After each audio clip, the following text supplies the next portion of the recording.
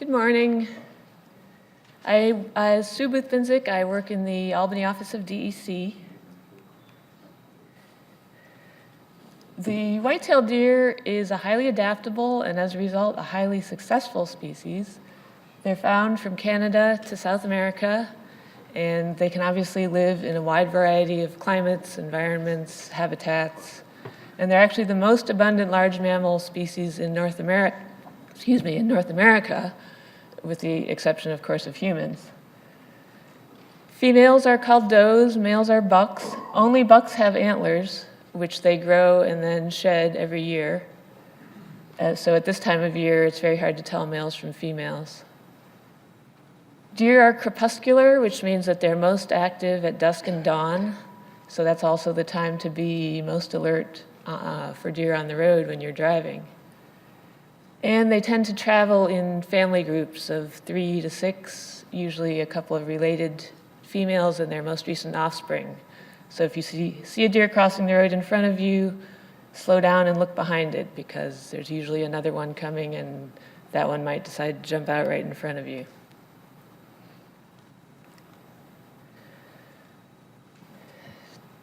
They eat a variety of plants, with focusing on different kinds at different times of year.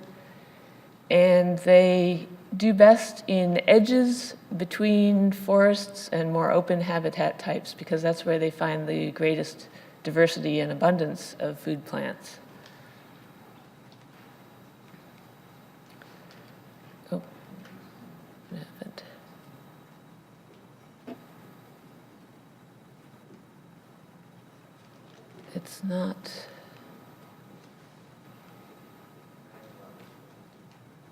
It's not working properly.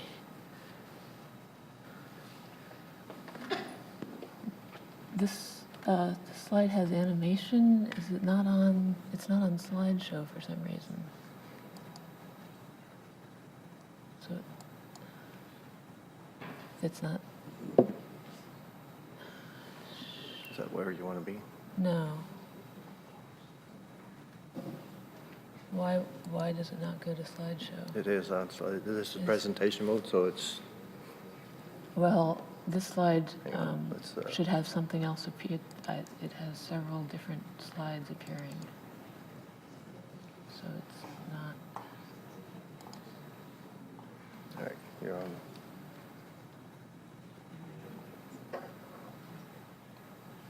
Okay, now try it back.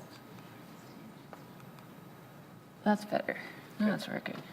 Thank you. Okay, where was I? Okay. Bucks, as I mentioned, grow antlers every year, starting in the spring. Whoops.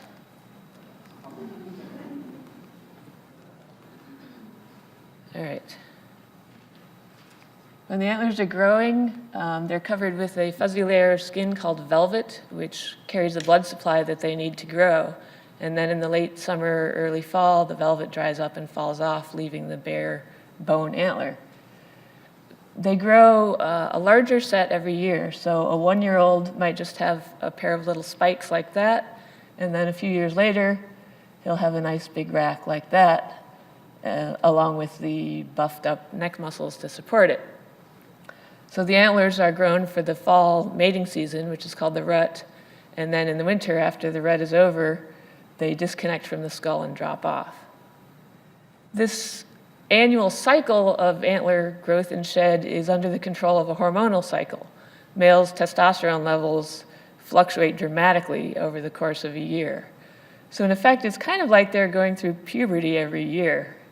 And as you might expect, they sometimes act like lunatics as a result. This is a trail camera image somebody got of 3 young bucks just chasing each other around and around in a circle. They use their antlers to beat up each other. They also beat up on trees when they're not beating up each other, and have been known to even attack people or dogs occasionally. They also try to go into places where they don't belong sometimes, like stores and hospitals, and that usually ends up very badly for the deer. And the fall, the rut, October, November, December, is also, of course, the time when the most deer-vehicle collisions occur. So that's because that's when both males and females can get so hormone-addled that they're just not paying attention to what's going on around them.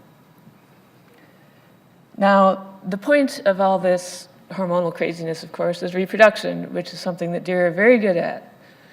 Does can have fawns as young as 1 year of age.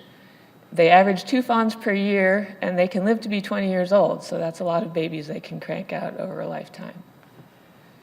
Under ideal conditions, deer populations can double every 2 to 3 years, which is a phenomenal growth rate for a large animal. Fawns are born in the spring, usually May, and the doe leaves them alone pretty much for the first several weeks. She comes back just a couple times a day to nurse, and then she leaves again. This is to keep the fawn hidden and inconspicuous so the predators are less likely to find it. So if you are lucky enough to, stop doing that. If you're lucky enough to come across a fawn curled up somewhere like that, don't think that it's been abandoned. It hasn't. The best thing to do is just leave it alone and go on your way, and its mother will come back to take care of it. So to balance out this high reproductive rate, deer are prey species. Typically, they also have a very high mortality rate from predation. When there's plenty of food, an average of 30 to 40% of the deer in a population have to die every year to keep the population stable. If mortality is lower than that, then the population grows. Historically, the principal deer predators were mountain lions and wolves, but of course they were both eliminated from New York a long time ago. So most of the predation that we have now focuses on fawns, because the predators that we have left in most of the state, black bears, bobcats, and coyotes, typically aren't capable of catching and killing a healthy adult deer in most situations. Even fawns, by the time they're about 6 weeks old, can usually outrun one of these predators. So 6 weeks isn't a very long window of opportunity for predation to have an impact. And as a result, predators really aren't capable of controlling deer populations in New York anymore. So we're reliant on hunting for that in most of the state. Of course, on Long Island, you don't even have these predators, with the exception of the occasional coyote. And you're also fairly limited in where hunting occurs. So population control here is a real challenge. So what do you think the principal source of mortality for deer in urban and suburban areas like Long Island is?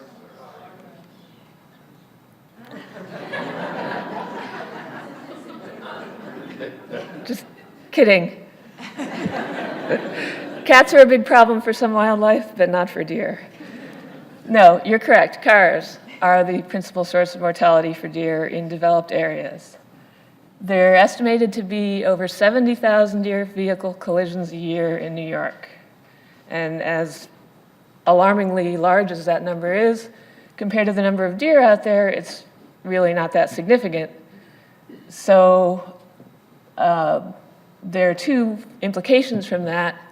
One being that deer populations continue to grow in developed areas, and the other being that deer tend to live a long time in these areas. And when deer get old, eventually what happens is that they starve to death because they are ruminants like cows. They chew their cud. They have to grind up their food in order to digest it because it's not easy to digest. And so all those years of grinding wears their teeth down, their molars, and eventually there isn't enough tooth there to grind anymore. So they can't grind up the food, they can't get the nutrients out of it. They'll keep eating, they'll have stomachs full of food, but they're not getting the nutrition they need, so they just waste away and die.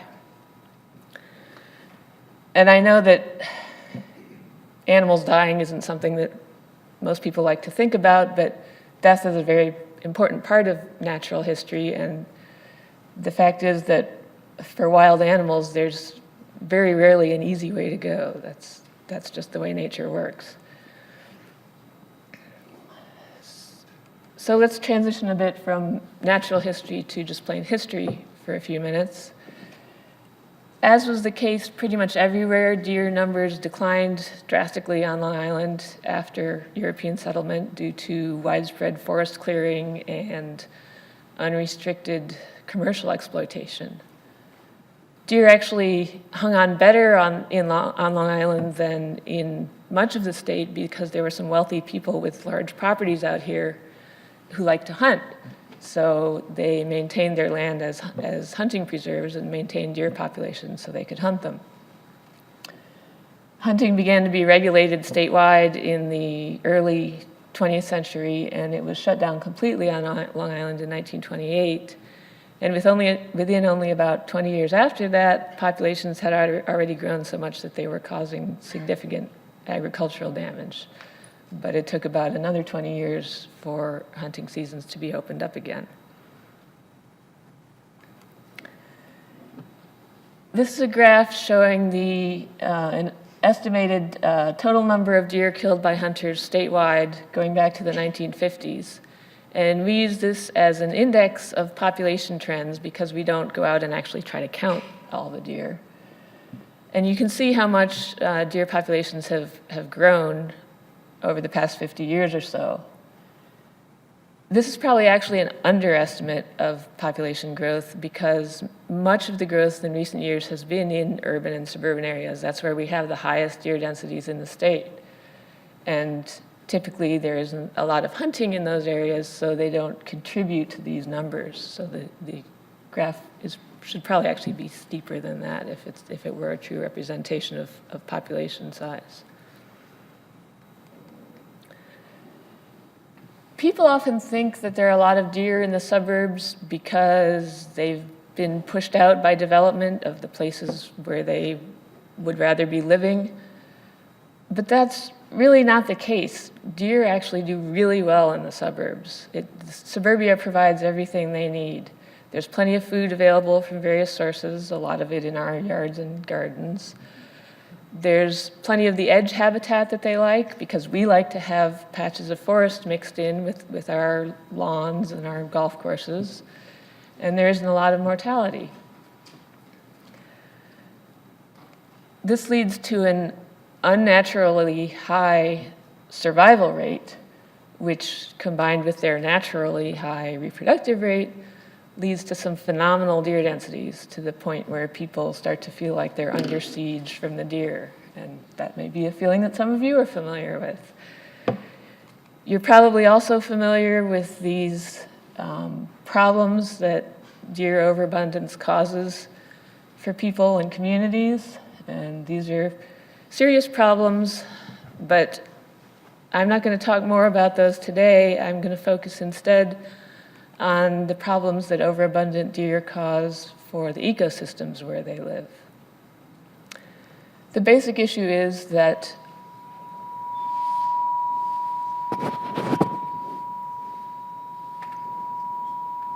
why am I doing this? Okay. The basic issue is that when there are a lot of deer, they need a lot of food, and they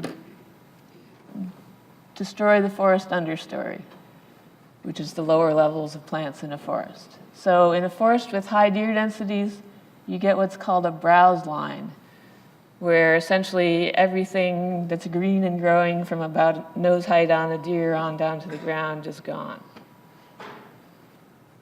This can happen gradually, so people don't always realize that it's happened. But one of the first things that people often notice is that the wildflowers that they used to see and enjoy, they're not seeing anymore. But it goes way beyond that.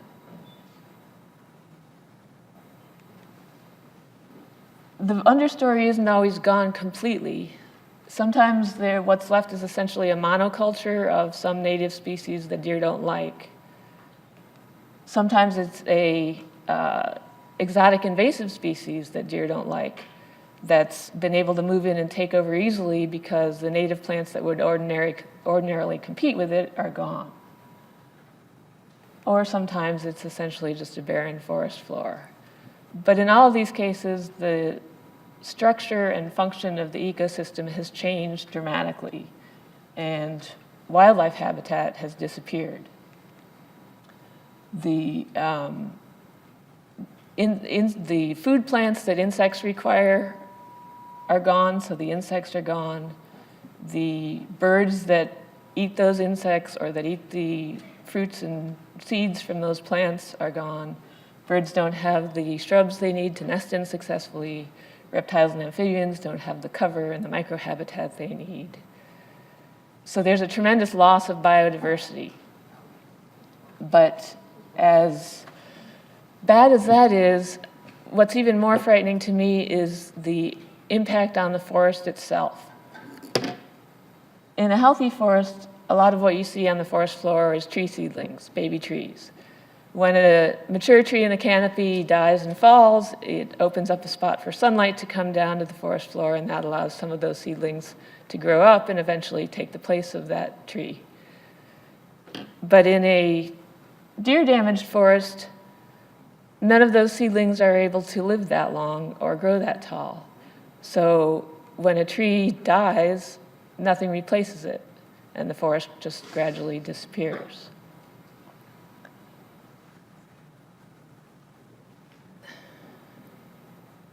One of the clearest ways to see this inability of a forest to sustain itself, to regenerate itself, is to build what's called a deer exclosure, which is basically just a fence that's designed to keep deer out of an area.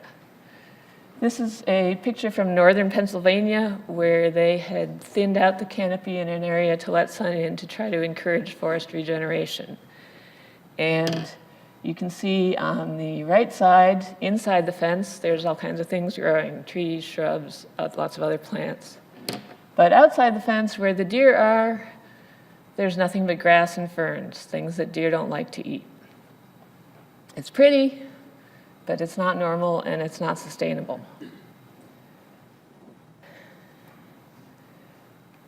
Here's a local example from Mashomack Preserve on Shelter Island. This is from some data from a newsletter that they published last year. They've known that they had a deer overabundance problem for a long time, and they've been doing some things about it. One of the things that they've been doing is monitoring the forest. Something else that they've been doing is trying to lower deer numbers. And they're having some success with that. You can see that the blue line is seedlings, and they started out with 0 seedlings, and now seedlings are taking off, which is great. However, they're also monitoring mature trees. And over 15 years, they lost almost a quarter of their mature trees. That's because they had this 0 seedling situation for decades because they had so many deer. So they have entire generations of trees missing. I don't know how long this decline was going on before they started this monitoring. I don't know what the starting point was.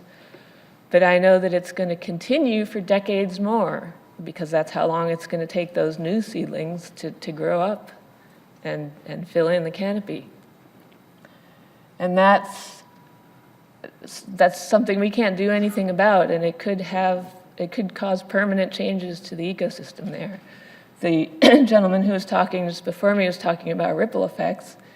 If you lose canopy, then streams and rivers get warmer and all the things that implies because they're getting more sunlight. Forests all over the Northeast are degrading and at risk of disappearing from deer overabundance, and that's something that we at DEC are very concerned about in New York.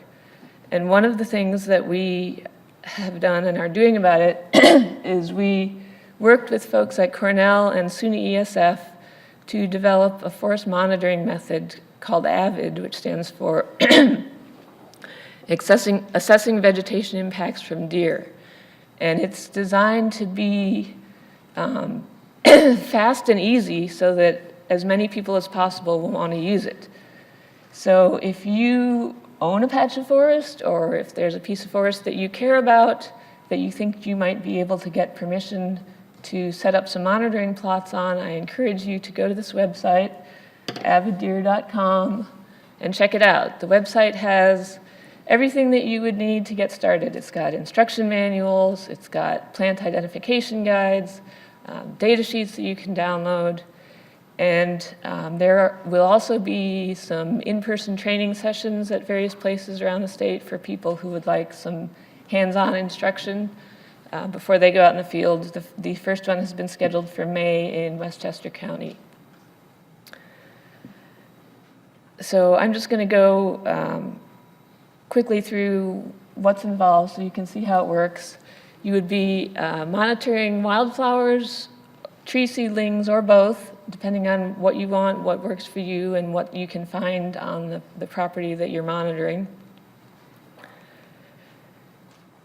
It entails setting up 6 circular plots with a 6-foot radius, so they're not very big, and they can be as easy as pounding a piece of PVC pipe into the ground in the middle and then sticking a few flags into the ground around the edge to mark the boundary. And the goal is to have at least 5 individuals of whatever species you're monitoring in each plot, so that you're monitoring at least 30 individuals total. And then you mark each individual plant with a permanent tag of some sort and a number so that you can go back and identify it year after year. And every year at about the same time of year, you go back and measure those plants and record their height. In the process of setting up the plots and choosing locations and seeing what you have, you'll get an idea of what the deer impacts are on that forest, and there's information in the manual to help you understand what you're seeing. And then as years go by and you track changes in the plants, then you'll be able to tell whether impacts are increasing or decreasing. And the website, you can register and enter your data on the website, and then it will always be there. You can go back and look at it, you can graph it, you can compare trends, you can compare your site with other sites in the area or across the state. And that also puts it into a database that we can use to combine data from across the state to look at forest condition all over the state. And and in addition to the website, there's also a smartphone app you can download. So everything can be taken right into the field with you. It has the instructions, the plant ID, the data entry. Everything can be on your phone in the field with you.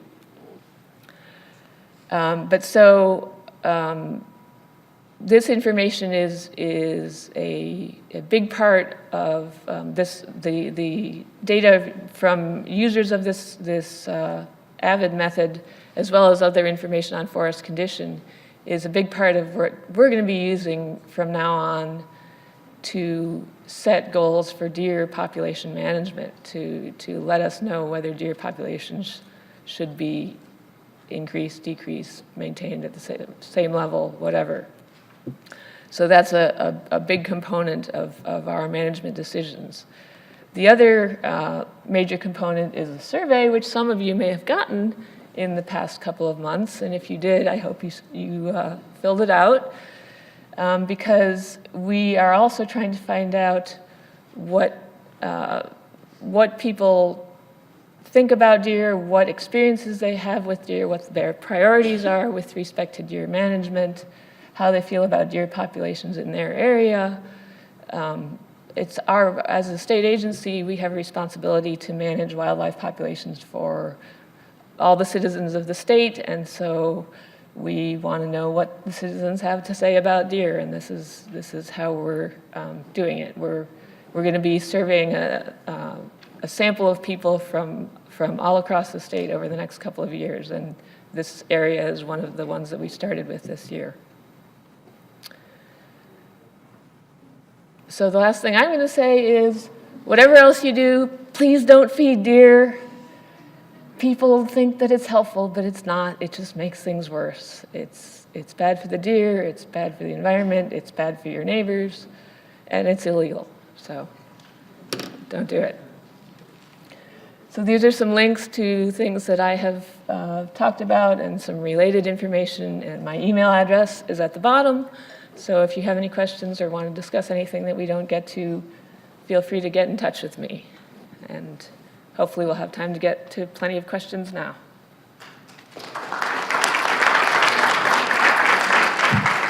We do have plenty of time for questions. Daniel Carpenter again. There are about 2,000 deer on Staten Island, latest survey according to news reports.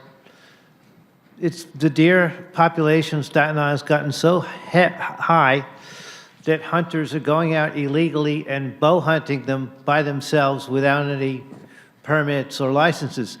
Does the DEC in the future, very soon, give out a limited number of real licenses to those people who really want to hunt the deer on Staten Island and have limited deer hunting areas where they won't cause any interference with people? Because basically, people are killing the deer right now without licenses. The DEC could make some revenue by having people having to pay for a deer hunting license. I think the people who are poaching on Staten Island are doing it more because they want antlers than because they're trying to be helpful and reduce the deer population. But that aside, you're correct that there are a lot of deer on Staten Island and that there is no hunting on Staten Island, but that's actually a state law that DEC can't do anything about. So we don't have the option to offer hunting licenses on Staten Island. So you got to go to the legislature, and the New York City's got to agree that hunting's got to be allowed on Staten Island. So there's no hunting allowed in New York City presently, correct? That's correct. Then we got to go to the legislature and get the mayor of the city of New York behind it, and the president of the borough of Staten Island too. That would be one approach. But there is, as I imagine you're aware, there is a research project going on Staten Island where they are attempting to reduce the population through sterilization. So we're waiting to see how that turns out to see if it will be helpful. Hi, Dave DeRitter. Just want to make a comment more than a question. My wife and I noticed, we live out in East Quogue, and we noticed we had a three-legged deer coming by the house. You know, we live behind in front of a sump, so they have a little place to forage. And we weren't sure if it was, I don't know what I'm doing wrong here, injury from a car, or if it was it would almost look like a birth defect. It almost looked like there was no limb at all. But my comment is that we saw her for like a year or so, and then suddenly, 6 months later, 2 fawns. So you say if this deer was in a more where there was apex predators, would she have even been able to reproduce? But obviously on Long Island, where there's nothing to stop them other than, like you said, cars, she was able to have babies with 3 legs. And she'd be standing there on her 3 legs and the 2 little fawns next to her. And it's just like amazing how you would think that would never happen in upstate New York maybe, or something where the predation would keep that more in check. So I just thought it was like an interesting little wow. Yeah, deer do have amazing survival and recuperative powers. They can recover from some incredible injuries. It was one of her rear legs that was missing, but Yeah. it said was able to reproduce 2 kids later, and it's like keep going. Yeah, and it's most likely. We don't feed them. We don't feed them, but they just, they find enough. My wife's always complaining. She tries to plant, deer resistant, and they still find. I always like to say when they find somebody's garden, it's like going to the salad bar. It's like they look and they go, oh, this is great. We don't have to eat, like you said, grass or whatever. We get a whole variety, all in one spot. Yeah, and most likely, I would think what you saw was probably from a car accident. I did a ride along there. There was a couple years ago. There was a deer sterilization project going on in East Hampton, and I did a ride along one night with the biologist, and we saw 2 different fawns with clearly broken legs that could barely move, that were just kind of hobbling along with their mothers, and I assumed that they had both been hit by cars, and it was just heartbreaking. It's, in the absence of anything else, controlling a deer population with vehicle collisions is obviously not safe for people, and it's also not humane for the deer because it causes a lot of suffering. So it's not a good situation for anybody. Hi, Sue. My name's Mike Bettini. Nice to meet you, and thanks for coming Hi. down. First of all, I'd like to urge the landowners, like the land trusts and the various town and county parks folks, to install a deer exclosure, an effective deer exclosure, just for the educational value, because a lot of people don't believe what's going on with the forest understory out here, and it's year by year. It's a very hard thing to discern if you're in the woods on a regular basis. It's very incremental. The only one I know of is the one at Mishomick, and it's amazing to see. So I would urge that. I know we do have some land trust people and parks people here. And the question I have is, hunting is not really doing it on Long Island, and it's really our only viable option for managing the deer. This wasn't my idea. This was in the email group that, what's his name, Tom, that talked here? Rowinski? Rowinski, yeah. So someone came up with this idea of changing the USDA prohibition on selling venison and creating a small market for meat, because most deer hunters fill their freezer and then they're done. But to create like a cottage industry, which I think on the east end of Long Island could really take off. I always get people asking me if they can get in on my venison connection, which I'm reluctant to do. But there's definitely an interest in eating free-range organic deer meat. And you could even probably convince some of our restaurants to offer that on their menu. And I think that could really help. It'd be worth trying, I think. Is there any interest in that? There's certainly discussion about it. It's a complicated issue for a lot of reasons. It brings up a lot of concerns because people think back to, that's what nearly drove deer extinct back in the early 20th century, was market hunting, and we don't want to go back to that. And so there's a lot of baggage with that idea. There are also issues with food safety. How would we, would people inspect the venison? How would it go into the food chain? What would be involved with that? So it's a very complicated issue. It's certainly one that people are talking about and thinking about.